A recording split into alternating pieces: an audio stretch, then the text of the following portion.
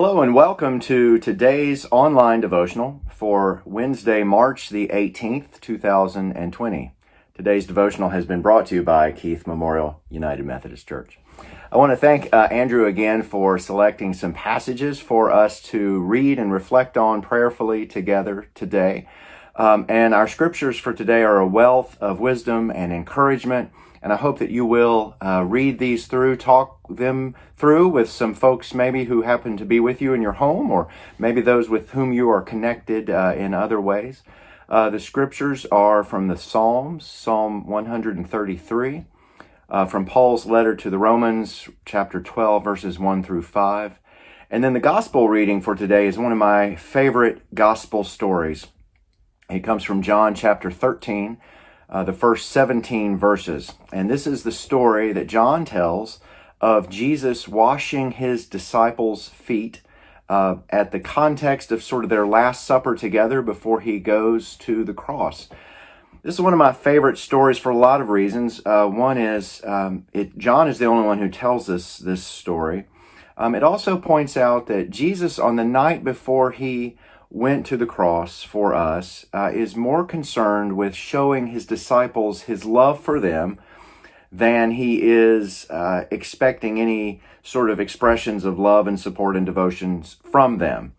He wants to serve them in this way, and he does assume the posture of a servant.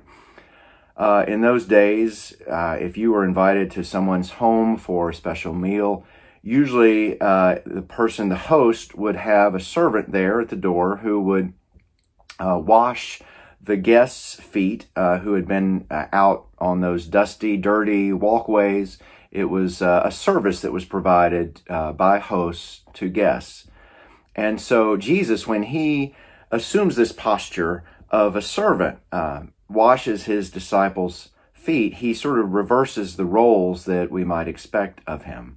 And shows his love for them in this way. And then he calls them to show this same kind of spirit of love and service to one another. He tells them, "Do as I have done to you. Wash one another's feet." I think it's interesting in the day in which we live when we're hearing a lot of advice to wash our hands, which is very important. Jesus never really says wash one another's hands. He says wash one another's feet. And this has been a favorite story of mine really since seminary, when I first experienced a foot washing service on Maundy, Thursday of Holy Week, when I was in my first year of seminary there. And ever since then, it has taken on more and more layers and depths of meaning for me. Wasn't a favorite story at first because I'm one of those folks who don't like my feet to be touched. I wear slippers around the house. I'm wearing slippers even now. Don't really like my feet being touched, but there's something that really gets through to us when we practice this together. I've been spending a lot of time around my mom's feet actually lately here. She had an infection on her big toe on her right foot, and so I had to take her to the doctor and get that looked at, and then so I've been sort of spending some time taking her shoes and socks off, looking at it, showing it to folks. And so my mom's feet, let's just say, aren't the feet they probably used to be. But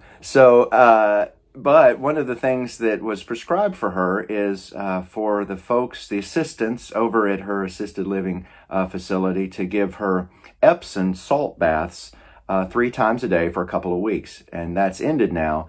But I can imagine that from time to time, they were probably not really eager or excited to do that. They were probably thinking, "Oh, is it time again? I feel like I just did that."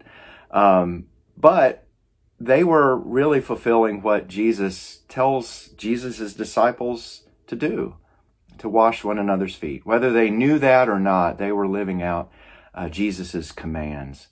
And I think that's a very special thing that we can do for one another. And so what I would like to invite you to do is to wash feet, either your own, or if you happen to live with some folks in your house, to wash one another's feet. as a way of practicing what Jesus told us to do. It may be awkward, may be uncomfortable, we may not want to do it. That's kind of the point. It may be something that we only understand after we've done it. But I'd like for us to invite, using certainly clean hands, and if you want to, gloves. But I remember when we had a foot washing at Keith Church years ago when I was the associate pastor, there was a mom who said she was very touched by this service. She said she hadn't touched her grown daughter's feet since she was a little girl and she was giving her a bath, and how meaningful it was for her to do that again after all these years. And then that same daughter saying that how meaningful it was for her to wash her mom's feet, who had washed her feet so many times. So I pray that this might be a blessing to you as you do this for your own feet or for one another's feet, that it might be something that the words of Jesus in this story, which is that you don't understand what I'm asking you to do now, but later you will understand. And that if we know these things and that if we do these things, Jesus says in verse 17, we will be blessed if we do them. So let's continue to keep one another in our prayers. Let's keep our local community in our prayers. That's the prayer focus for today. Let's continue to lift up one another, particularly those who are serving, those who are most vulnerable and most fragile, particularly folks who are working in our hospitals and medical centers and clinics, those who are on the front lines of responding to all the illnesses that are in our communities. We pray for God's Spirit to give them patience and perseverance in the good work that they are doing.